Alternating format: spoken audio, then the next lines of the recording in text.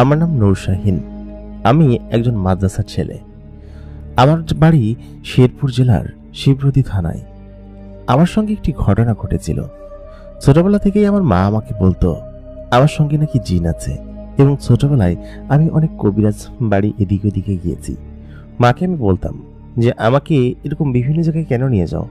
মা আমাকে বলতো তুই তেমন কিছু বুঝবি না, ছোট মানুষ। আমি সেই সময় তেমন কিছু বুঝতাম না, কিন্তু বড় হওয়ার পর জানতে পারি যে আমার উপর নাকি ছোট থেকে জিনের ছায়া আছে। আমার বয়স যখন মাত্র 7-8 বছর, তখন থেকেই নাকি আমার সঙ্গে জিনের ছায়া আছে, এবং আমার মা আমাকে বিভিন্ন জায়গায় নিয়ে যেত।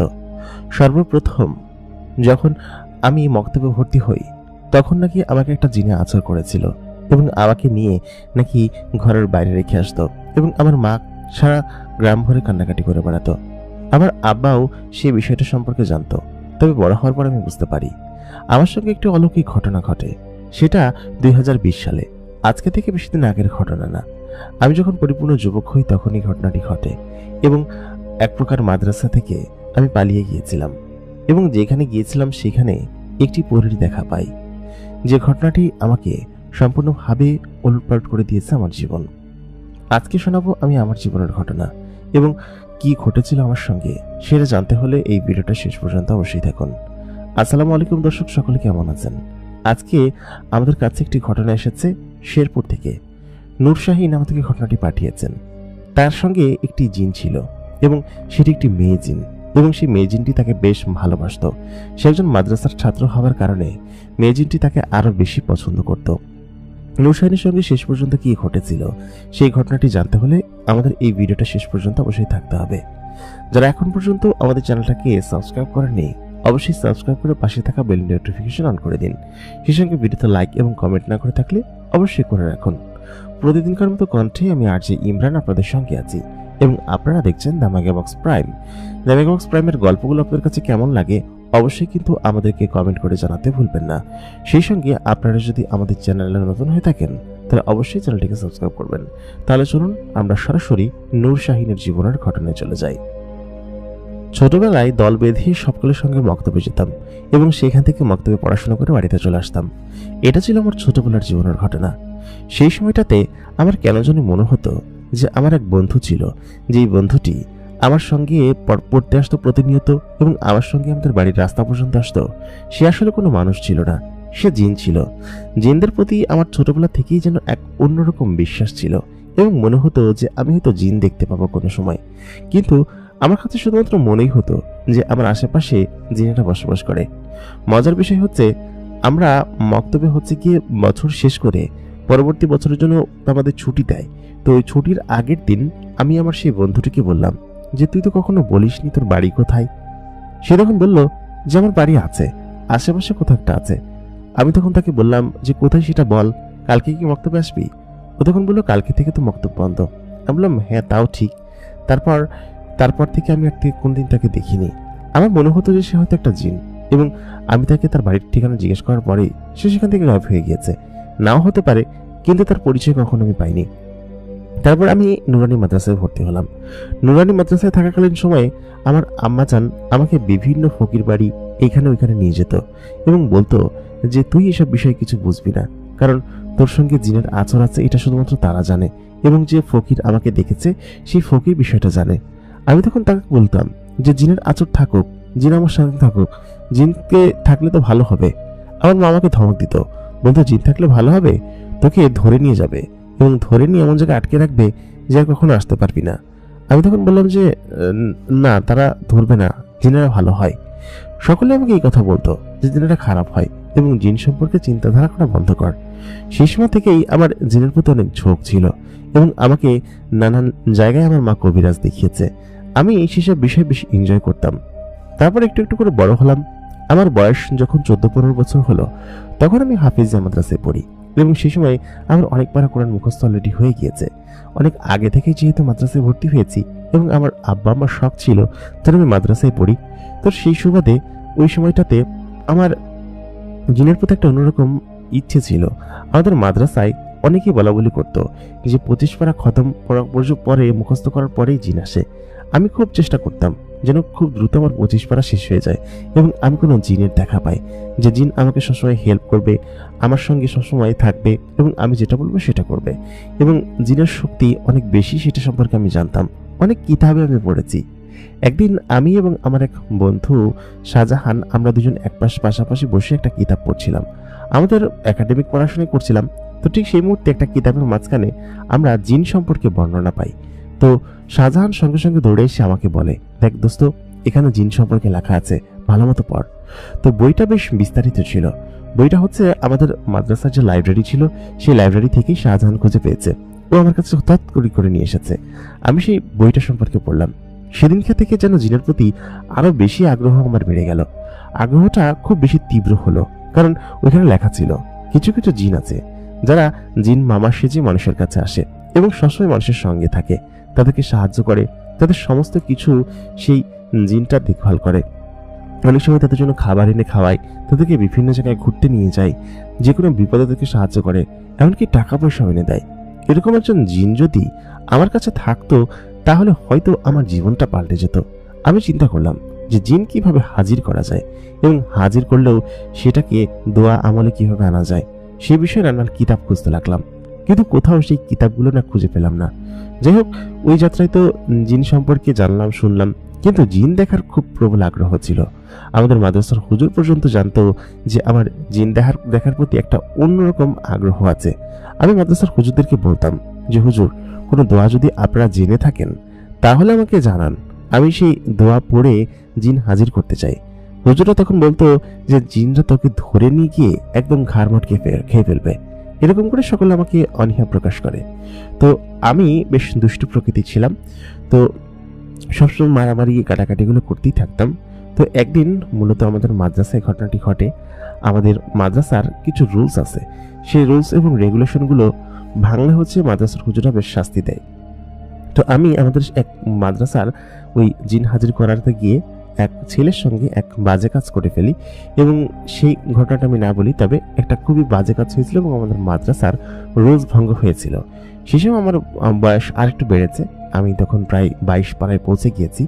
তো ওই সময়টাতে আমার কোন সময় একটা মুখস্থ হয়ে এসেছে এবং আমি 22 পাড়া পর্যন্ত প্রায় বারবার ইয়াদ দিতাম এবং সবক দিতাম। আর 8 পাড়া ছিল, বছর দিয়ে হয়তো লাগবে এই সম্পূর্ণ শেষ হতে আর কি। তো সেই সময় বয়স প্রায় 17 একটু বেশি হবে। তো আমি কিন্তু তখন যুবক আর কি, এবং আস্তে আস্তে যুবক হয়ে উঠছি। তো ওই টাইমটাতে আমি একটা কাজ করি, যে কাজটা আসলে করা মোটেই উচিত ছিল না। তো হুজুর হচ্ছে গিয়ে আমাকে খুঁজে বেড়াচ্ছে, কারণ উনি হচ্ছে আমাকে পাইলেই প্রথম কথা হচ্ছে ঝুড়ে মারবে, এমন মারবে যে মারের কোনো শেষ নেই। আর দ্বিতীয় কথা হচ্ছে এই কমপ্লেন আমার বাড়িতে গেছে। তো বাড়িতে যাওয়ার পর আমার আব্বা শুনছে বিষয়টা, এবং আমার আব্বাকে আমি খুব ভয় পেতাম, জমের মতো ভয় পেতাম আর কি। তো আমার আব্বা আমাকে তখন হচ্ছে খুঁজে বেড়াচ্ছে মারার জন্য। তো আমি তো তখন মাদ্রাসায়ও যাব না, বাড়িতেও যাব না, কারণ যেদিকেই যাব সেদিকেই খাবো হচ্ছে মায়ের। তো এখন এই মায়ের খেতে তো আমি বাড়িতে যাব না, মাদ্রাসায় যাব না। তো কি করব কিছু ভেবে উঠতে পারছিলাম না। সেই মুহূর্তে আমি মাদ্রাসা এবং বাড়ি কোনো জায়গায় না গিয়ে সেখান থেকে বেরিয়ে আসি, এবং সত্যি আমি খুব ভয় পেয়েছিলাম যদি আমার সাথে কোনো বাজে কাজ করে বা ক্ষতি করে, কিংবা আমাকে যদি মারধর করে, আর বাড়িতে তো আমাকে উঠতে দিবে না। তো দুই ধারে মাইর না খাওয়ার থেকে আমি পালাই যাই। তো তখন আমি ওইখান থেকে উঠে আমাদের যে রেল স্টেশন আছে সেই রেল স্টেশন পর্যন্ত গেলাম। তো আমার সাথে বেশি কিছু ছিল না, মাত্র কয়েকটা কাপড় একটা ব্যাগে নিয়ে আমি ওইখান থেকে পালাই। তো পালানোর পর আমি সেখান থেকে হচ্ছে ওই স্টেশনে আসি। স্টেশনে আসার পর আমি মানে কোন ট্রেন ছিল, কিসের ট্রেন ছিল আমি জানি না, একটা ট্রেনে উঠে পড়ি। এবং উঠে পড়ার পর আমার কাছে তো টাকা পয়সা কিছু নেই, ভাড়া টাকা কিছু নেই, একদম খুব খারাপ অবস্থা। তো সেই অবস্থায় আমি ওইখান থেকে চলে যাই আর কি।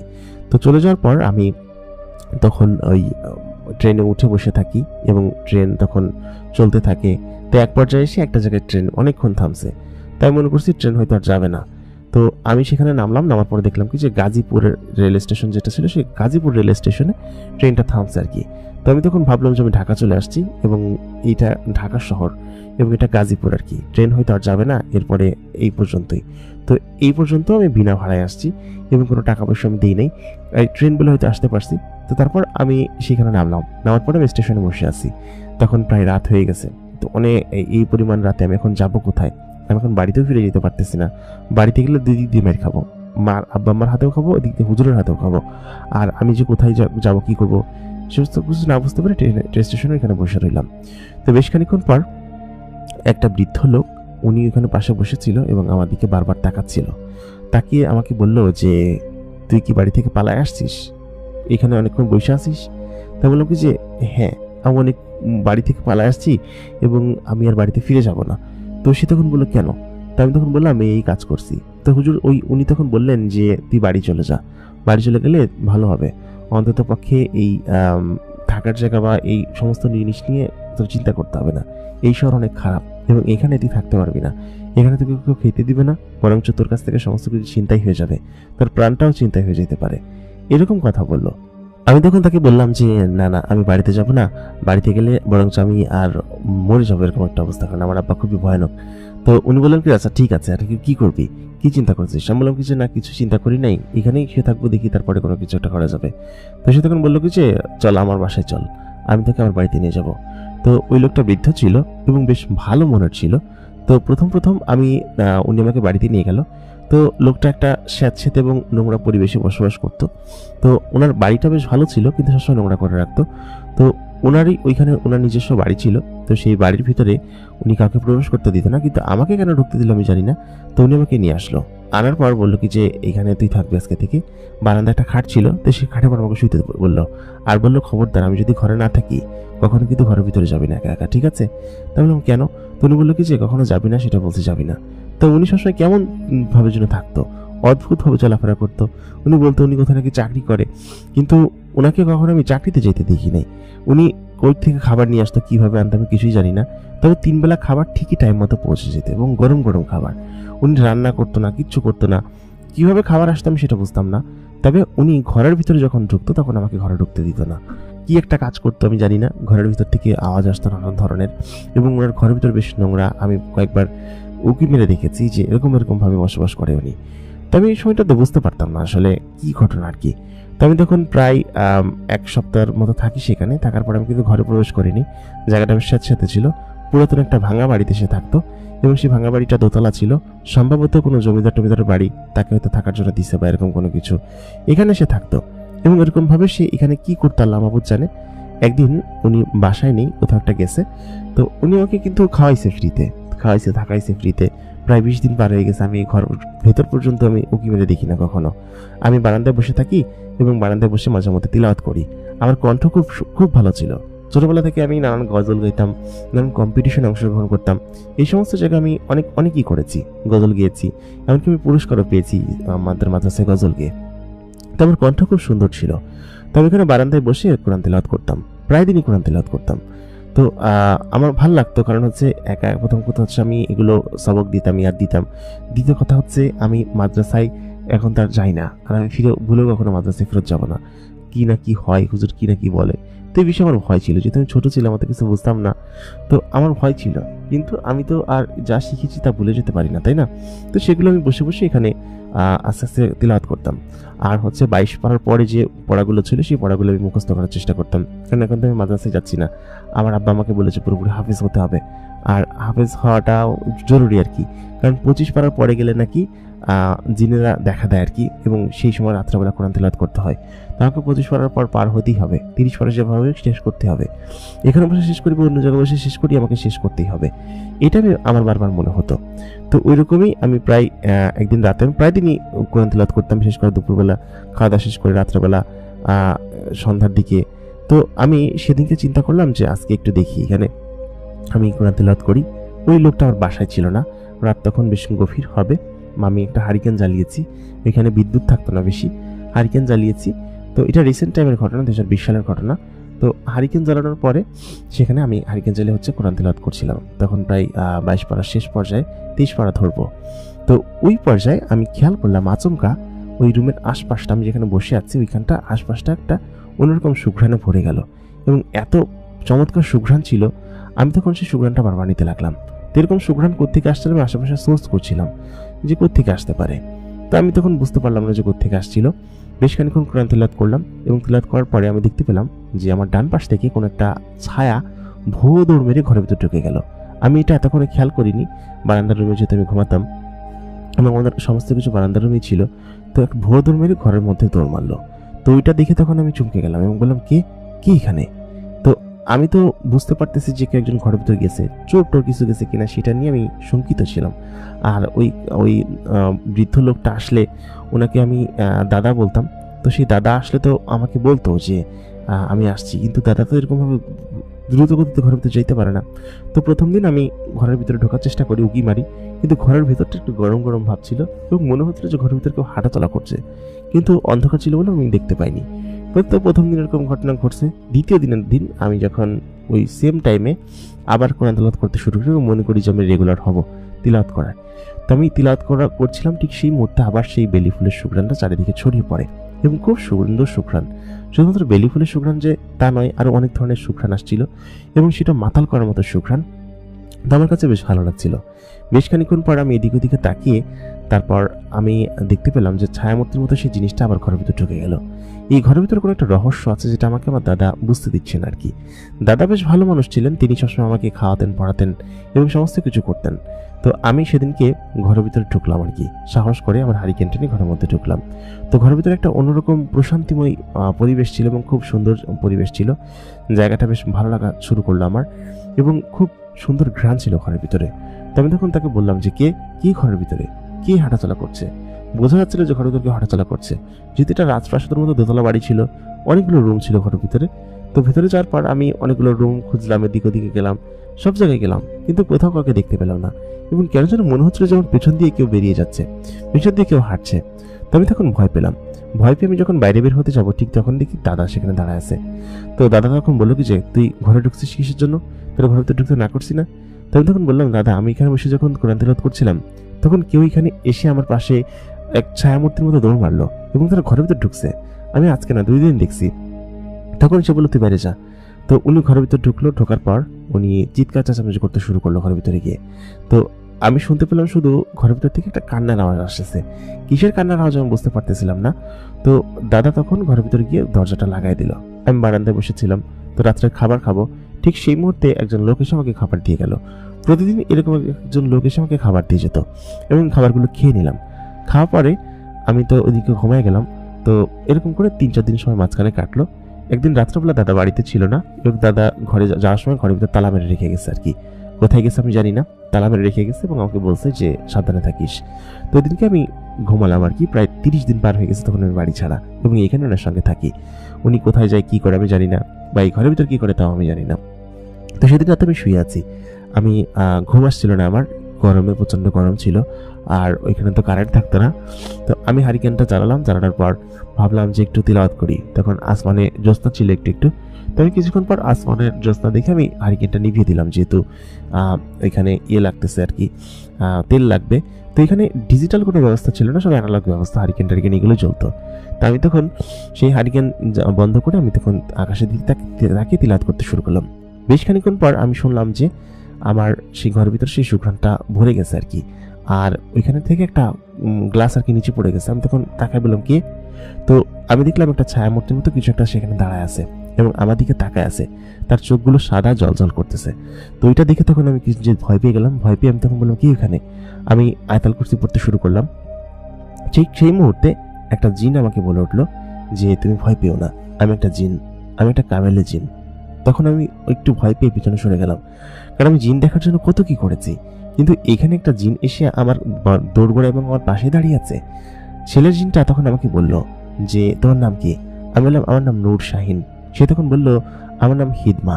আমি বললাম হিদমা আবার কেমন নাম? সে বলল হিদমা হচ্ছে জিনেদের নাম এবং আমি এখানে বন্দি অবস্থায় আছি। তখন আমি তাকে বললাম যে কি বলছো বন্দি অবস্থায়, মানে তোমাকে এখানে বন্দি কে করেছে? তখন সে জিনটা বলল যে আমি বাড়ির বাইরে কখনো যেতে পারি না, তুমি যেদিন থেকে এসেছো সেদিন থেকেই আমি তোমার সঙ্গে কথা বলার চেষ্টা করেছি অনেকটা, কিন্তু তোমার সঙ্গে কথা বলতে পারিনি। তো আমি তখন বললাম তুমি কে, তুমি আমাকে দেখা দাও। সে তখন বলল আমি তোমাকে এখন দেখা দিতে পারবো না, আলো আসুক তারপর আমি তোমাকে দেখা দিব। তারপর আমি বললাম যে কিন্তু তুমি এরকমভাবে এখানে আটকে আছো কিসের জন্য, তুমি চলে যাও। তো হিদমা তখন বলল যে আমি এখান থেকে তো চলে যেতে পারি না, কারণ এখানে আমি মন্ত্রপুতভাবে আটকে আছি অনেক বছর ধরে, প্রায় 25 বছর ধরে এখানে আমি আটকা পড়ে আছি এবং এখানে আমি খুব খারাপ পরিস্থিতিতে আছি। ইনি আমাকে কোনোভাবে এখান থেকে যেতে দেন না, ওনার নিজের গোলাম বানিয়ে রেখেছেন। উনি আমাকে দিয়ে সমস্ত কিছু করান, রান্না বান্না কাজকর্ম সমস্ত কিছু আমাকে দিয়ে করান এবং আমি নিজেই খাবার জোগাড় করি, নিজেই এখানে খাবার রান্না করি, উনি নিজেই থেকে কিছু করেন না। তখন আমি বুঝতে পারলাম যে ওই বৃদ্ধ লোকটি খাবার কোত্থেকে আসলে নিয়ে আসেন এবং গরম গরম খাবার 3 বেলা কিভাবে পেয়ে যায়। তো বৃদ্ধ লোকটির প্রতি আমার ক্ষোভ তো ছিলই, আর তারপরেও সে আমাকে উপকার করেছে, সে তারপর আমি রাগ দেখাতে পারছি না। তখন আমি তাকে বললাম যে তিনি আমাকে এখানে আশ্রয় দিয়েছেন, তিনি এমনটা করতে পারেন না, নিশ্চয়ই তোমার কোনো ভুল হচ্ছে। ঠিক সেই মুহূর্তে সেখানে আমি আরেকটা নারী কণ্ঠ শুনতে পাই এবং এই নারী কণ্ঠটা আসার পরে সেখানে এক ধরনের বেলি ফুলের ঘ্রাণে ভরে ওঠে এবং তার পেছনে আরো দুটো বাচ্চা জিন ছিল। তারা বেশ বড় বলতে যুবক আর কি, আমার বয়সী হবে এবং আমার থেকে ছোট আছে। সেই জিনগুলো আসলো এবং সঙ্গে সঙ্গেই সেখানে বিদ্যুৎ চলে আসলো। বিদ্যুৎ আসার সঙ্গে সঙ্গেই আমি ওই মেয়েটা, যে মেয়েটা এখানে দাঁড়িয়েছিল, সেই মেয়েটার চেহারার দিকে নজর পড়লো এবং মেয়েটার সম্পূর্ণ চেহারা আমি দেখে ফেললাম। তখন মেয়েটা তখন বলে উঠলো, আমাদেরকে বাঁচান, আমরা সত্যি এখানে আটকা অবস্থায় পড়ে আছি। আমি বেশ কয়েকদিন এখানে এসে আপনার সঙ্গে কথা বলার চেষ্টা করেছি, কিন্তু আমি ভয়ে কিছু বলতে পারিনি। যদি ও আপনারও ক্ষতি করে আর আপনি যদি আমাদেরকে ক্ষতি করেন সেই জন্য। কিন্তু আপনাকে দেখে মনে হয়েছে আপনি বেশ ভালো একজন মানুষ এবং আপনি যেহেতু কোরআন তিলাওয়াত জানেন, তার মানে আপনি একজন হুজুর, তাই না? মেয়েটির কণ্ঠ এবং চেহারা দেখে সত্যি আমি পাগল হয়ে যাচ্ছিলাম, কারণ মেয়েটি ছিল অত্যাধিক রকম সুন্দরী এবং যুবতী মেয়ে, আমার বয়সী এবং খুব সুন্দরী মেয়ে। আমি তার দিকে তাকিয়ে আছি। মেয়েটির পরনে এক ধরনের সাদা জামা এবং তাকে দেখে সত্যি পরী মনে হচ্ছে। এর আগে আমার শুধু জিনেদের সঙ্গে গল্প করার এবং তাদের সঙ্গে মেলামেশার একটা ইচ্ছে ছিল, কিন্তু আমি যে কখনো পরীর দেখা পাবো সেটা ভাবতে পারিনি এবং এখানে এসে এরকম একটা জিনিসের দেখা পাবো সেটা আসলে আমি কল্পনা করতে পারিনি। সত্যি কথা বলতে এই জিনগুলো আসলে এখানে আটকা পড়েছে দেখে বোঝাই যাচ্ছে, কারণ এই বাড়ির ভিতরে ওই শয়তান বুড়ো বেটাটা নিশে তাকে আটকে রেখেছে এবং তাকে এরকম ভাবে আটকে রাখার কারণে তারা এখান থেকে যেতে পারছে না। তারা নাকি 25 বছর ধরে এখানে আটকার অবস্থায় রয়েছে এবং অনেক আগে নাকি এখানে আটকা অবস্থায় পড়েছিল। আমি তখন তাকে বললাম যে আমি তোমাদেরকে কিভাবে সাহায্য করতে পারি। সে তখন বলল, সাহায্য করতে পারো, ওই বৃদ্ধ লোকটি আমাদেরকে এখানে আটকে রেখেছে এবং এই বাড়িটা পুরোপুরি বন্ধ করা। এই বাড়ির বাইরে আমরা কখনো বের হতে পারবো না। এই বাড়ির চারপাশে 4টা কলসি পোতা আছে এবং তার ভিতরে কিছু মন্ত্রপুত জাদুময় জিনিস দেওয়া আছে। তুমি যদি সেই কলসিগুলোর মধ্যে থেকে একটা কলসি বের করতে পারো তাহলে আমরা এখান থেকে বের হয়ে যাব। আমি তখন বললাম যে কিন্তু সেগুলো আমি বের করব কিভাবে? সেগুলো বের করার জন্য তো উনি তখন বললেন, তুমি যাও সেখানে গিয়ে দেখো, কলসিগুলোর মধ্যে থেকে যে কোনো একটা কলসি তুমি উঠিয়ে ফেলো, উঠিয়ে সেগুলোকে ভেঙে ফেলো এবং কলসির ভিতর দেখবে একটা তাবিজ থাকবে, সেই তাবিজটা তুমি নষ্ট করে ফেলবে।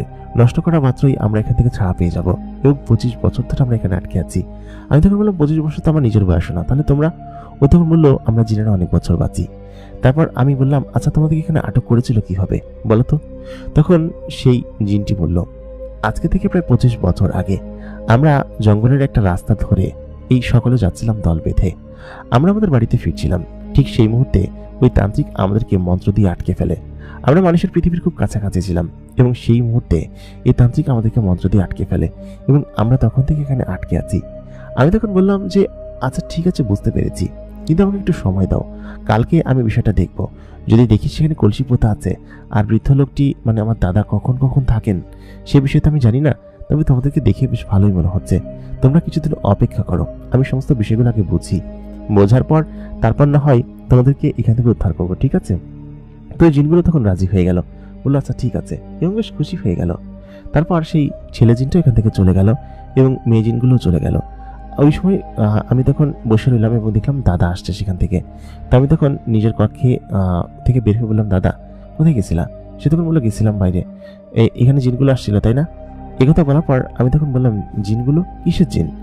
দাদা তখন বললো, জিনগুলো কি তোর সঙ্গে কোনোভাবে কথা বলছে? আমি তখন বললাম না। আমি বললাম, কিসের জিন? সে তখন বললো, না কিছু না, তুই চুপচাপ এখানে বসে থাক আর তুই কিন্তু কোনো কিছুতে নজর দিবি না, ঠিক আছে? তো উনি সম্ভবত আমাকে বুঝতে দেয় নাই এবং মানে উল্টাপাল্টা কিছু কথা বলে ঘরের ভিতর চলে গেল। আমি যে জিন সম্পর্কে জানতে পারছি সেটা সম্পর্কে উনি আসলে জানে কিনা আমি জানি না। তো উনি ঘরের ভিতর গেল, যাওয়ার পর উনি তখন ঘরের ভিতর থেকে একটা চিৎকারের শব্দ আসলো এবং মনে হচ্ছিল উনার চিৎকারের শব্দ এবং উনি কাউকে শাসাচ্ছে এরকম একটা কথা। তো তখন আমি বুঝতে পারলাম যে তারা নিশ্চয়ই ওনাদেরকে ক্ষতি করছে, ওনাদেরকে মারধর করছে এরকমটা। তো এই বিষয়টা আমার খারাপ লাগতে শুরু করলো। তো এর পরের দিন থেকে ওই যে মেয়েটি ছিল, যে জিন মেয়েটি, উনি হচ্ছে কি আমার কাছে আসতে লাগলো। সন্ধ্যার দিকে আমি যখন ওখানে বসে থাকতাম, সন্ধ্যার দিকেও আমার কাছে আসতো, এসে আমাকে বলতো যে আপনার কণ্ঠ খুব সুন্দর এবং খুব সুন্দর করে আপনি তিলাওয়াত করেন, এই তিলাওয়াতটা আমার কাছে খুব ভালো লাগে, আপনার সঙ্গে এই তিলাওয়াত আমি অনেকদিন ধরে শুনছি এবং আপনি যখনই তিলাওয়াত করেন তখন আমি এখানে আসি। তখন আমি বললাম যে ও আচ্ছা, তাহলে তুমি ছিলে যে কিনা এদিক দিয়ে তিলাওয়াত শুনে দৌড় মারতে দিক দিয়ে, তাই না? আমি কয়েকদিন তোমাকে দেখেছি। ও তখন বললো যে হ্যাঁ, আমার নাম জয়ী, আপনার নাম? আমি বললাম আমার নাম নূর শাহিন। সে বললো কি যে আপনি খুব সুন্দর করে কোরআন তেলাওয়াত করেন এবং এটা আমার কাছে খুব ভালো লাগে। আপনার এই কোরআন তেলাওয়াত আমি সত্যি আমার এই রুমের ভিতরে থাকতে দেয় না, আমার কাছে অনেক ভালো লাগে। আপনি আজকে একটু শোনাবেন আমাকে? আমার কাছে এটা খুব ভালো লাগছে। আমি তো বললাম জি আচ্ছা ঠিক আছে। তারপরে আমি কোরআন লাইটটা বন্ধ করলাম। বন্ধ করার পর আমি বেশ খানিকক্ষণ তিলাওয়াত করলাম। সে তখন বললো মাশাআল্লাহ, খুব সুন্দর কণ্ঠ আমার, এবং আপনিও দেখতে খুব সুন্দর, আপনাকে আমার বেশ ভালো লাগে। আমি বললাম কি যে তুমি অনেক সুন্দর, এরকম সুন্দরী মেয়ে এর আগে আমি কখনো দেখিনি, খুব সুন্দর তুমি। সে তখন বললো আমরা জিনেরা এরকম সুন্দরী হই এবং আমাদের সকলের চেহারা এরকম, আমি তো এরকম, আমাদের জিনের জগতে আর অনেক মেয়ে আছে যারা কিনা এত পরিমাণ সুন্দর যে তুমি কল্পনা করতে পারবে না। তখন আমি বললাম আচ্ছা, তুমি বললে যে তোমরা 25 বছর ধরে এখানে আটকে আছো, তাহলে তোমরা ছোটবেলায় এখানে আটকে ছিলে? মেয়েটি তখন বললো না, ছোটবেলায় হবো কিসের জন্য, মানে একদিক দিয়ে বলতে গেলে ছোটবেলায় তখন আমার বয়স 35 বছর ছিল, আর 25 বছর ধরে আটকে আছি, তার মানে এখন আমার বয়স 60 বছর। আমি তখন তার কথা শুনে সত্যি চমকে গেলাম। বললাম কি বলছো, 60 বছর মানে? জিন মেয়েটি তখন বলল হ্যাঁ, আমার বয়স 60 বছর এবং আমরা অনেক বছর বাঁচি, তো এখন আমি পরিপূর্ণ যুবতী। যখন আমাকে নিয়ে আসা হয়েছিল তখন আমি এক প্রকার টিনেজার ছিলাম, মানে মধ্যবয়সী, ছোটবেলা থেকে ছোট থেকে একটু বড় আর কি বলা চলে। তো এই সময় ছিলাম, আমার সঙ্গে আমার যে ছোট ভাইরা আছে ওরা হচ্ছে গিয়ে ছোট ছিল তখন আর কি, তখন একটু মধ্যবয়সী হয়েছে, মানে একটু বয়ঃসন্ধিকালে এসেছে। তো আমি তখন বললাম যে আল্লাহ কি বলে, তোমরা নাকি এত বছর বাঁচো। তখন আমি তাদেরকে সমস্ত ঘটনা শেয়ার করলাম যে ছোটবেলা থেকেই আমার উপর একটা জিনের আচর আছে, এটা আমার আম্মা বলতো। তখন সে জিন মেয়েটি বললো হ্যাঁ, তারপরে ছোটবেলা থেকেই জিনেদের আচর ছিল, এটা আমি দেখতে পাচ্ছি, তবে তুমি জিন কেন দেখতে চাও? তো আমি তখন তাকে সমস্ত ঘটনা খুলে বললাম যে এই কারণে আমি জিন দেখতে চাই এবং জিনদেরকে আমার খুব ভালো লাগে। তো সে তখন বললো জিনেরা কিন্তু ভালো হয় না, সকল জিনেরা কিন্তু খুব খারাপ হয় এবং তারা হচ্ছে গিয়ে তোমার মানুষের ক্ষতি করার চেষ্টা করে, মানুষকে নানানভাবে ক্ষতি করে, তাদেরকে নিয়ে গিয়ে তাদেরকে কাজ করার ফেরত দিয়ে যায় না। তো আমি তখন বললাম তোমরা তো ভালো, তাহলে ওই জিনমিটি তখন বলল আমরা তো ভালো বুঝতে পারছি, কিন্তু আমরা সত্যি কথা বলতে এখানে আটকে আছি, এই জন্য আমরা কতখানি ভালো জানি না, হয়তো এখানে আটকে আছি সেই জন্য। তাছাড়া আমরাও কিন্তু ভালো না, মানুষের কাছাকাছি আসি না, মানুষের কাছাকাছি এই কথা বলতে আমি তখন বললাম যে মানুষ যদি তোমার ক্ষতি করে তাহলে তার ক্ষতি তো তুমি করবে অবশ্যই, যে তোমার সঙ্গে ভালো আচরণ করবে তার সঙ্গে তুমি ভালো আচরণ করবে, তাই না? এই কথা শুনে জিনমিটি তখন বললো হ্যাঁ, সত্যি কথাই তো বলেছ, বিষয়টা তো আসলে সেরকম, কিন্তু আমার কোনো কিন্তু ফিন্তু না, তুমি আসলে খুব ভালো এবং তুমি কি আমার বন্ধু হবে? আমি তখন বললাম যে ঠিক আছে, আমরা দুজন তাহলে এখন থেকে বন্ধু। হ্যাঁ, ও তখন বললো আচ্ছা ঠিক আছে। এরপর থেকে প্রায় প্রত্যেক দিনই আমার কাছে আসতে শুরু করলো এবং এসে আমার সঙ্গে গল্প করতো আমার সঙ্গে, আমার জন্য মিষ্টি নিয়ে আসতো, এমনকি ও স্পেশালভাবে আমার জন্য রান্না করতো। ওকে দিয়েই তো আমার ওই দাদু রান্না করাতো আর কি, তো ওকে স্পেশালভাবে আমার জন্য নিয়ে আসতো রান্না করে, এবং এরকম করে প্রায় মাঝখানে আরও মাসখানিক সময় কেটে যায়। আমি বাড়ি ছেড়েছি প্রায় 2 মাস হয়েছে এবং এই জিনেদের সঙ্গে পরিচয় হয়েছে আমার প্রায় 1 মাসের বেশি। ওই যে বড় জিন ছেলেটা ছিল, সেই জিন ছেলেটা আমাকে বলতো ও হচ্ছে আমার বোন এবং এরা আমার ভাই বোন, এটা আমার সঙ্গে থাকে, গল্প করে। তো ও প্রত্যেক দিনের সঙ্গে আমার সঙ্গে গল্প করতো এবং বলতো তুমি খুব ভালো, তোমার মতো যদি ওই লোকটা হতো, তুমি কি দেখেছো ওই জায়গাটা? তো আমি মূলত হচ্ছে ওই কলসির জায়গাটা কোথাও খুঁজে পাইনি, আমি কয়েকদিন খোঁজাখুঁজি করেছি। তো আমি কি বললাম যে দোস্ত আমি আসলে খুঁজে পাচ্ছি না, আমি খুঁজে পাবো কোথায়, তুই কি পর্যন্ত যেতে যে আমি দেখাইতে পারবি? আমি তখন ওকে তুই করে বলতাম, কারণ ও আর আমি নাকি একই বয়সী ছিলাম। আমি তখন বলতাম যে দোস্ত চল আজকে আমি এবং তুই একসঙ্গে রাত্রে গিয়ে খুঁজি। ও তখন বললো যে না, আমি ওইখানে যেতে পারবো না, ওই পর্যন্ত গেলে আমার শরীর জ্বলে আর কি, আমি খুব কষ্ট পাই আর কি। তো তুই বৃদ্ধ লোকটাকে বুঝতে দিস না, তুই একদিন যে করে হোক কলসিটা তুই খুঁজে বের কর কোথায় রাখা। তো আমি তখন বললাম যে কলসি তো আমি খুঁজে পাচ্ছি না, আমি কিভাবে কি করব? তো ওই জিনটা তখন বললো যে ওইখানেই তো রাখার কথা। সত্যি আমি 4-5 দিন খোঁজাখুঁজি করছি, অনেক খোঁজাখুঁজি করে কোথাও পাইনি আমি, আসলে কোন পজিশনে রাখছে কোথায় রাখছে তা তো আমি জানি না। তো বলছে 4 কোণায় রাখা, আমি 4 কোণায় খুঁজছি। তো একদিন আমাদের ওই বাড়ির মাঝখানে কোণার দিকে একদম মাঝামাঝি এখানে, তো ওইখানে আমি একটা সিম গাছ লাগাবো, সামনে শীতকাল আসতেছে, সিম গাছ লাগাবো, সিম চারা কিনে নিয়ে আসছি আমি। তো ওই সিম গাছটা লাগানোর জন্য আমি সেখানে হচ্ছে গর্ত করবো। তো ঠিক সেই মুহূর্তে আমি যখন সাফলটা মারি, সেখানে মারার সঙ্গে সঙ্গেই ঠপাস করে ওঠে এবং সেটা একটা পিতলের কলসি ছিল। পিতলের কলসির ভিতরে তার মধ্যে হচ্ছে গিয়ে বিভিন্ন রকমের কাগজপাতি দেওয়া এবং কাগজপাতির ভিতরে আমি একটা তাবিজ দেখতে পেলাম। সেই তাবিজটা দেখার পর তখন আমি বুঝতে পারলাম যে আরে আল্লাহ, এটি তো সেই তাবিজ, এটি তো সেই কলসি। এতদিন ধরে আমি এই পাশে আশেপাশে সমস্ত জায়গায় খুঁজছি, কিন্তু কোথাও পাই নাই। কিন্তু এই তাবিজটা এখানে আমি তখন মনে মনে ভাবলাম যে যাক, ও খুশি হয়ে যাবে। তো ওই মুহূর্তে হচ্ছে গিয়ে আমার যে ছিল, ওই হুজুর দাদু ছিল, দাদু তখন আসলো। আসার পর বললো যে কিরে তুই এখানে খোঁজাখুঁজি করতেছিস কিসের জন্য? আমি ততক্ষণ ওই জিনিসটাকে লুকায় ফেলছি আর কি। তো আমি তখন বললাম দাদু, যে সিম গাছ লাগাইছি, এখানে সিম গাছ করবো। ততক্ষণ আমি তাবিজটা সরাও এই সিম গাছটা লাগাই ফেলছি। তো দাদু তখন বললো যে আচ্ছা ঠিক আছে, সমস্যা নেই, বেশি গর্ত করে খুঁজিস নি তো? আমি বললাম না, এই অল্প একটু গাছ খোঁজার জন্য যতটুকু লাগে আর কি। তো আমি দেখলাম যে সিম গাছ তো সেখানে লাগাইছি, দাদু কিছু বললো না আর কি। তো দাদু এমনিতে বেশ ভালো লোক ছিল, উনি আমাকে 2 মাস খাইয়েছেন, কোনো টাকা পয়সা দেননি, আমাকে এখানে রেখেছেন তার বাড়িতে। তো সেহেতু তার প্রতি আমার কোনো কমপ্লেন নেই। কিন্তু জিনগুলো বলেছে তাকে নাকি আটকে রেখেছিল। তো দাদুর কাছ থেকে শোনা উচিত যে কিসের জন্য আটকে রেখেছিল এবং কেন আটকে রেখেছিল। তো তখন আমি হচ্ছে কি ওই ঘরে চলে গেলাম। ঘরে যাওয়ার পর তাবিজটা তো তখন আমার কাছে, সন্ধ্যা হওয়ার অপেক্ষা। তো সন্ধ্যার দিকে আমি এবং হচ্ছে গিয়ে দাদু সেখানে বসে আছি, এবং বসে থাকার এক পর্যায়ে দাদা হচ্ছে তখন এখান থেকে বললো কি যে তুই থাক, সাবধানে থাকিস, আমি একটু বাইরে যাবো আর কি। তাই বললাম কোথায় যাবা? সে তখন বললো যে আমি একটু কাজ আছে, আমি 2 দিন ফিরবো না আর কি, তুই এখানে সবকিছু ঠিকঠাক মতো সামলে নিস। তাহলে আমি আচ্ছা ঠিক আছে দাদু, তুমি চিন্তা করো না। তো তারপর সে চলে গেল আর কি। তো দিন রাত্রেবেলা আমি হচ্ছে গিয়ে সেখানে বসে আছি, রাত তখন 9টার মতো হবে। তো জিনগুলো ঘর থেকে বের হলো।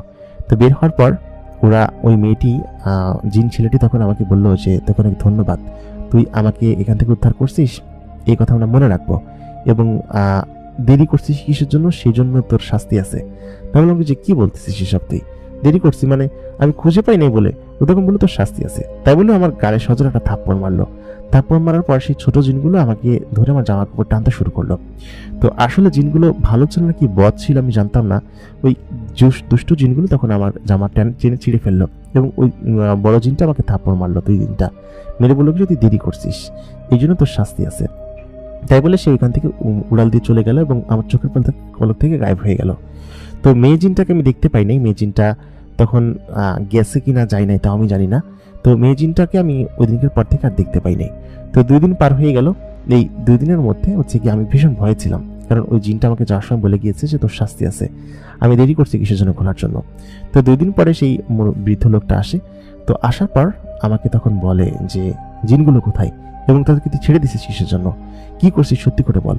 তো তখন আমি ভয়ে সমস্ত কথা বলে দিই যে এরকম জিনগুলো আমার সঙ্গে কথা বলতো, ওই জিন মেয়েটা সকলে আমার সঙ্গে কথা বলতো।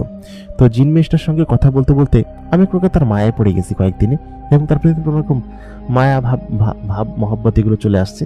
তো আমি শুরুতে না করতাম যে না আমি এগুলো করতে পারবো না, দাদু না করবে, মারবে আমাকে ধরে, এবং এগুলো আমি তাকে বলতাম। কিন্তু ওই জিন মেয়েটা এমন ছলনা করেছে আমার সঙ্গে, এমন মায়া করেছে, সেটা আমি দাদুর কথা শোনার পরে বুঝতে পারলাম যে আসলে জিন মেয়েটা সুন্দর আছে বটে, বেশ ভালো আছে বটে, আমার সঙ্গে ভালো ব্যবহার করেছে শুধুমাত্র এখান থেকে ছাড়া পাওয়ার জন্য আর কি।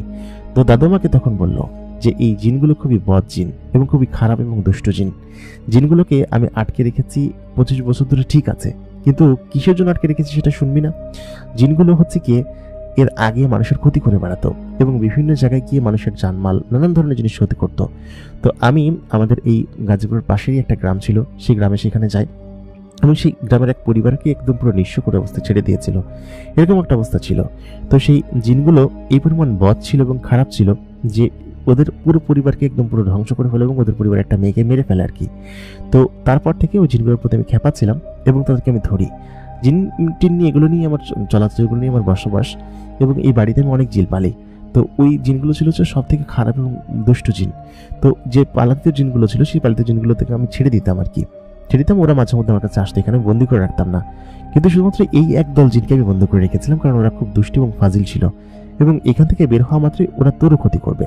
তুই যে কাজটা করেছিস সেটা ভালো কাজ করিস নাই, তুই এখন এখান থেকে চলে যা, তুই বাড়িতে চলে যা।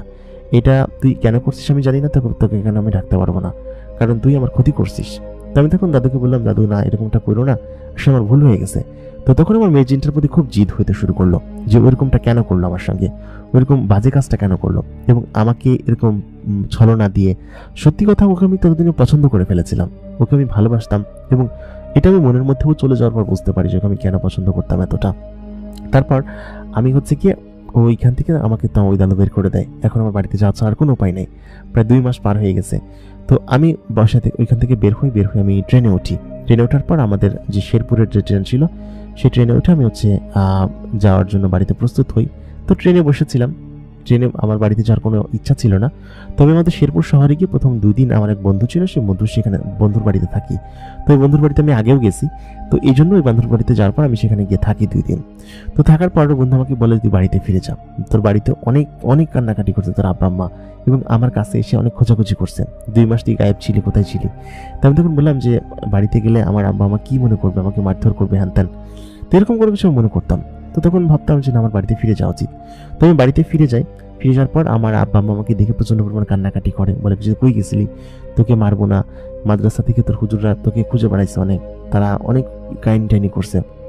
তো এই এক পর্যায়ে আমি তখন ওই বিষয় সম্পর্কে আসলে আমার আব্বা আম্মা আমাকে ওই বিষয় সম্পর্কে ভুলে যায়, যে অপরাধ করে এখান থেকে পালাইছিলাম, সেই জিনিসগুলো ভুলে যায়। তাই আমি মাদ্রাসা আবার জয়েন করি। তো জয়েন করার এক পর্যায়ে আমার তো সেই পরি মেয়েটাকে খুব ভালো লাগতো, তাকে বেশ পছন্দ করতাম। আর যে জিন বন্ধু সে যে আমার সঙ্গে ছিল, সেই জিন বন্ধুটা আমাকে তো এক প্রকার ধোঁকা দিচ্ছে, এরকম একটা আমার কাছে মনে হচ্ছিল। কারণ সে আমার সঙ্গে এরকমটা করেছে, এরকমটা না করলেও পারতো, এবং বলছে যে যা তোর শাস্তি আছে। তো ওইটা ভেবে আমি খুব ভয় পেতাম। তো এরকম করে মাঝখানে প্রায় বছরখানেক সময় কেটে যায়। আমি প্রায় সেই জুইয়ের কথা ভুলে গিয়েছিলাম, পরিটার কথা। তো একদিন রাত্রেবেলা আমি আমাদের বাড়ি থেকে ফিরছি, মাদ্রাসায় ফিরছি। আমাদের বাড়ি থেকে মাদ্রাসাটা খুব বেশি দূরে ছিল না। রাত্রেবেলা আমি বাড়িতে এসেছিলাম।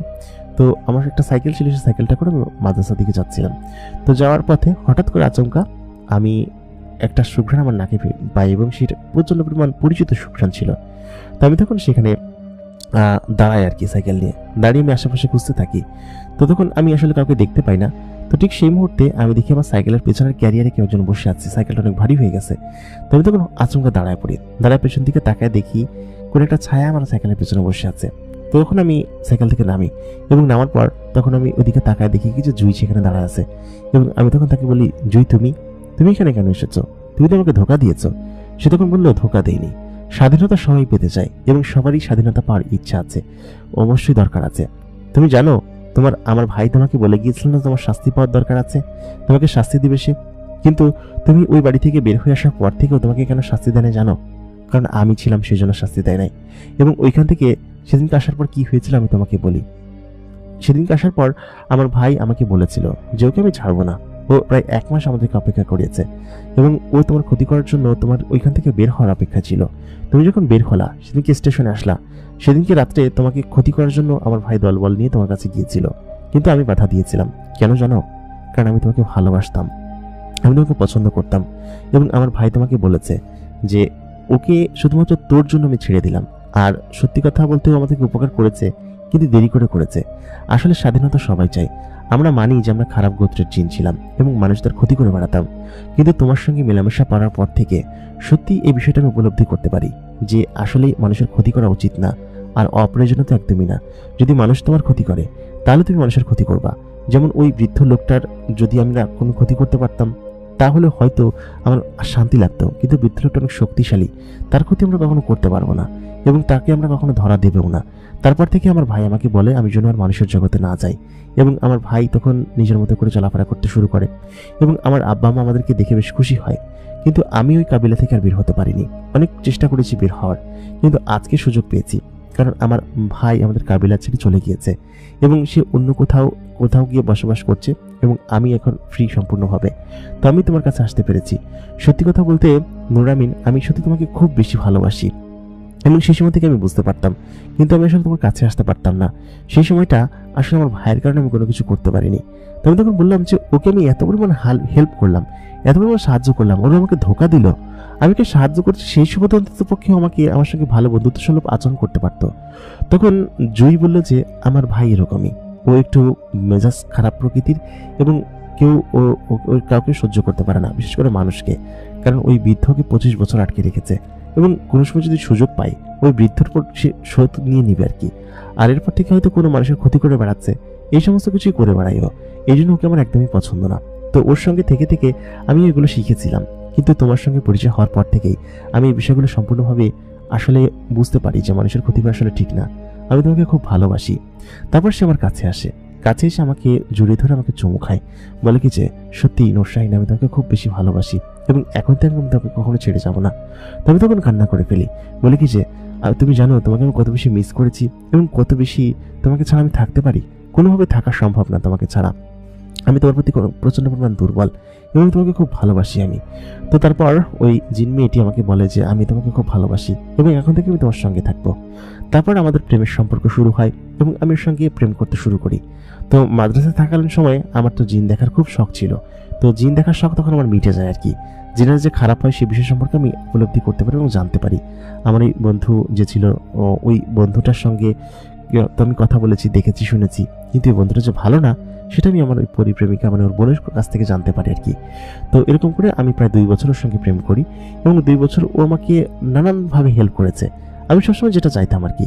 তো ওই 2 বছরের মধ্যে আমি হাফিজ হয়ে উঠি, আমি সম্পূর্ণ কোরআন খতম করে ফেলি এবং নানান ধরনের মন্ত্রতন্ত্র ওর কাছ থেকে আমি শিখি, যে মন্ত্রগুলো আসলে জিনাদের বিরুদ্ধে করা যায় আর কি। তো এর মাঝখানে 2 বছর মাঝখানে সরকার প্রধানের আন্দোলন হয়। তো এই সরকার প্রধানের আন্দোলনে ওই যে বৃদ্ধ লোকটা ছিল দাদু, যার কাছে আমি থাকতাম, তো সেই দাদু হচ্ছে গিয়ে গুলিবিদ্ধ হয়ে পুলিশের গুলিতে মারা যায় আর কি। তো ওই মারা যায় কিভাবে এটা আমি জানতে পারি, ওই আমার যে পরিপ্রেমিকা ছিল ও তখন আমাকে বলে যে এরকম ভাবে উনি মারা গেছে। তো আমার ভাই অনেক খুশি আর কি উনি মারা যাওয়াতে আর কি। তো আমার ভাই এরকম ভাবে ফিরে আসছে আবার। তো আমার ভাই এখন আমাকে কিছু বলে না এবং আমি যে কোথায় কি করি সেটাও কিছু বলে না আমাকে। তখন উনি বেশ খুশি হয়েছে। তো দাদুকে দেখতে যাওয়ার আমার খুব ইচ্ছে ছিল, কিন্তু আমার পরিপ্রেমিকা আমাকে তার কাছে নিয়ে যায়নি, বলে কিছু ওর কাছে আমি যাবো না এবং তোমাকেও নিয়ে যাবো না। যদি তুমি ওনাকে ও তোমার সাহায্য করছে কিন্তু ও আমাদের ক্ষতি করছে, সেহেতু তোমাকে ওখানে আমি নিয়ে যাবো না। তো যে এরকম করে ওর সঙ্গে আমার প্রেমের সম্পর্ক হয় এবং আমরা ভালো সময় কাটাতে থাকি। কিন্তু এক পর্যায়ে ওর ভাই যখন জানতে পারে যে আমরা একে অন্যকে ভালোবাসি এবং প্রেমের সম্পর্কে আছি, তখন ওর ভাই আমার ক্ষতি করার চেষ্টা করে, বলে কি যে তোকে ছাড়বো না। তো এক রাত্রেবেলা আমি মাদ্রাসা থেকে ফিরছিলাম।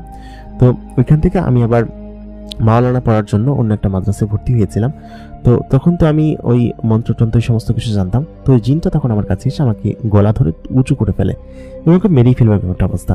তো আমি তখন তাকে বললাম যে হিজাম তুই এটা কি করছিস, তোকে আমি কতখানি হেল্প করেছি আর তুই, সে তখন আমাকে বললো তোকে মেরেই ফেলবো, তুই আমার বোনের সঙ্গে এরকম সম্পর্ক করছিস, তুই তার সঙ্গে আবার একসাথে ঘুমাসো, একসঙ্গে থাকিস। তো বললাম যে তোর সমস্যা কোথায়, তোর বোন তো আমাকে ভালোবাসে। তো ওই সময়টাতে আমি বেশ ভালো মন্ত্রতন্ত্র জানতাম এবং তখন আমি একটা দোয়া পড়ে তার উপর ফু দিই।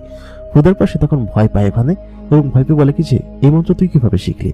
তখন আমাকে আমি বললাম কি যে এটা আমি জানি এবং এটা আমাকে তোর বোন শিখিয়েছে এবং তোর বোন বলেছে তুই যদি আমার কাছে আসিস তাহলে তোর খবর আছে। এবং এরকম একটা কথা যখন হিজামকে বললাম ও তখন ভয় পেল আর কি। তো হিজাম এখনো মাঝে মধ্যে আমাকে নানানভাবে টর্চার করার চেষ্টা করে, আমাকে মানে আমাদের দুজনকে নানানভাবে ভয় দেখানোর চেষ্টা করে, ক্ষতি করার চেষ্টা করে সবসময়। তো পরিমেটার সঙ্গে এখনো আমি আছি এবং ও আমার সঙ্গে থাকে এবং আমি পড়াশোনা করছি এখনো, কিন্তু আমার আশেপাশে সবসময় থাকে এবং আমাকে হেল্প করে। কিন্তু ওর ভাই যেটা ছিল, ওর ভাইরা আমার ক্ষতি করার চেষ্টা করে সবসময়। তো ওই জুই আর কি পরিমেটা আমাকে একটা তাবিজ দিয়েছে, এটা আমি সবসময় পড়ে থাকি আমার সাথে এবং এখনো আমি আমাদের সঙ্গে আছে। এবং তবে ওই জিনটা আমাকে মাঝে মধ্যে ক্ষতি করার চেষ্টা করে। ও কিসের জন্য এরকম এবং কেন এরকম আমি জানি না, তবে জিন থেকে সকলে দূরে থাকবেন, কারণ জিনটা ভালো হয় না, জিনটা খারাপ প্রকৃতির হয় এবং এরা মানুষের ক্ষতি করার চেষ্টা করে। কিন্তু ভাগ্যক্রমে আমি পরিটা পেয়েছি, যাকে কিনা আমি পরিবর্তন করে ফেলতে পেরেছি। তো এই ছিল হচ্ছে আমার ঘটনা। আশা করি ঘটনাটা আপনার কাছে ভালো লেগেছে। ঘটনাটা ভালো লাগলে অবশ্যই আমাদেরকে লাইক করবেন, কমেন্ট করবেন। এতক্ষণ কন্টেন্ট আমি ইমরান আপনাদের সঙ্গে ছিলাম এবং আপনারা দেখছেন দ্য মেগা বক্স প্রাইম।